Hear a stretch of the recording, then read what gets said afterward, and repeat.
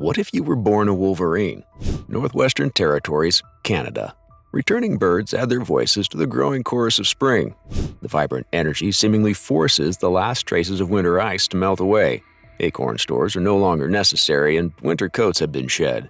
It's a time of new beginnings. Somewhere in the heart of the enchanting forest sits a well-stocked cave, and within the cave is a sizable nest, lined with rough sticks, grass, leaves, mud, and more. You, of course, have just been born. A little Wolverine, one of 3 spring miracles after a long, grueling winter. Your mother tenderly licks you and your siblings as you navigate your way to her teats. Mother's milk will be your main sustenance for the next 10 weeks. After sucking to your little heart's content, you fall asleep, blind, naked, and wholly reliant on millions of years of instinct. As the weeks pass by, your downy fur comes in and your senses heighten. You now consciously recognize your mother's appearance and scent, as well as those of your siblings. Your father visits once or twice a week, usually with food for your nursing mother. He's strong and looks fierce, with thick dark fur that sheens despite the low light. Last time, he brought a cougar cub for the family. Where and how he got such a treat, you'll never know. At a month old, you confidently wander around the cave, especially the entrance.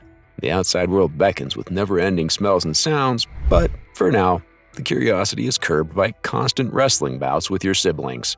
Your litter mates, a male and a female, are vicious little things. The fights are getting pretty intense, almost dangerous as you grow. Soon, you'll all need more than each other's company to exhaust your rapidly growing energy reserves.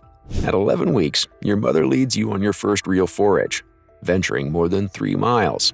The spring night proves stingy, and the family has to settle for a handful of blindworms dug up in warm soils near the hot springs.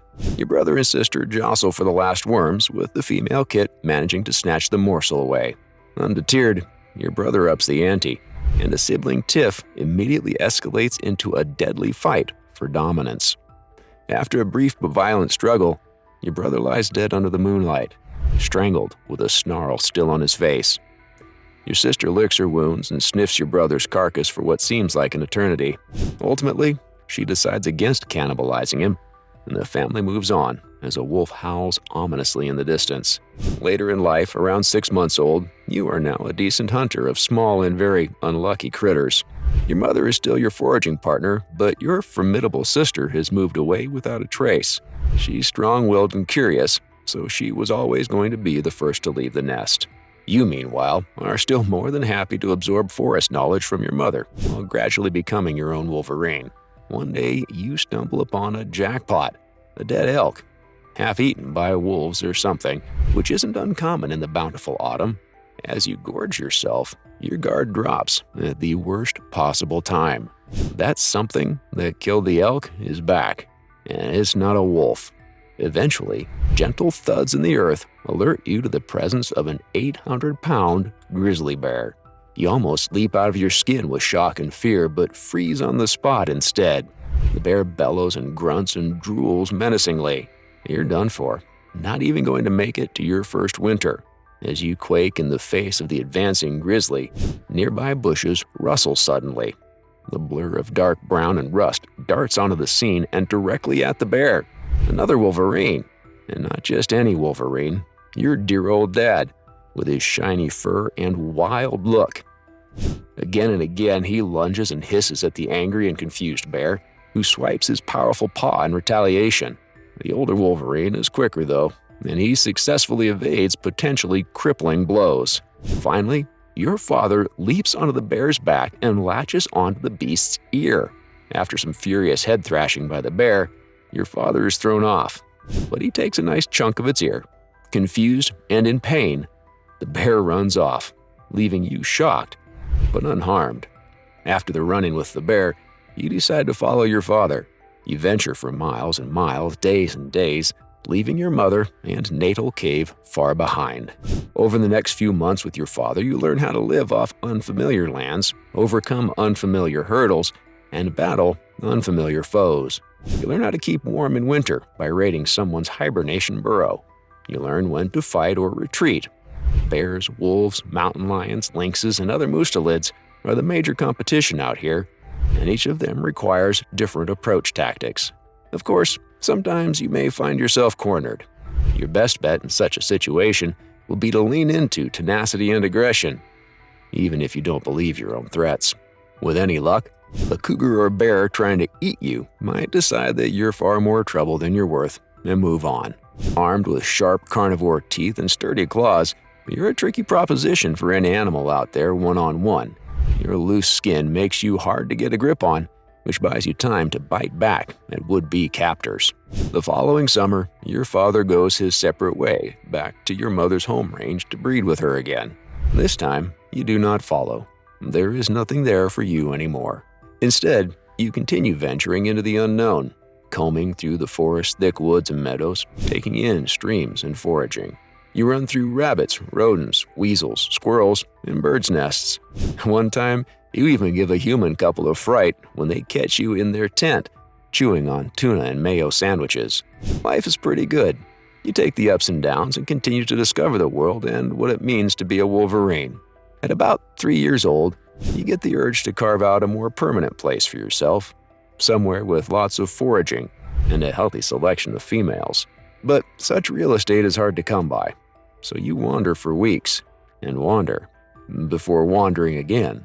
Finally, you find the perfect neck of the woods, so to speak, a prime territory with a diverse plant and animal ecosystem and plenty of water teeming with fish, the kind of place the ladies would consider having babies in.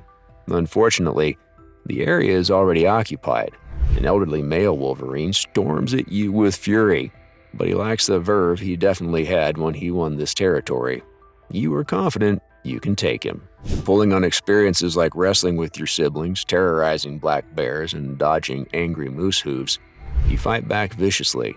You use your speed to dodge and dart in and out of your opponent's guard. You nip at his heels, his back, his snout. Eventually, you outmaneuver him during a grappling tangle and get direct access to the literal jugular.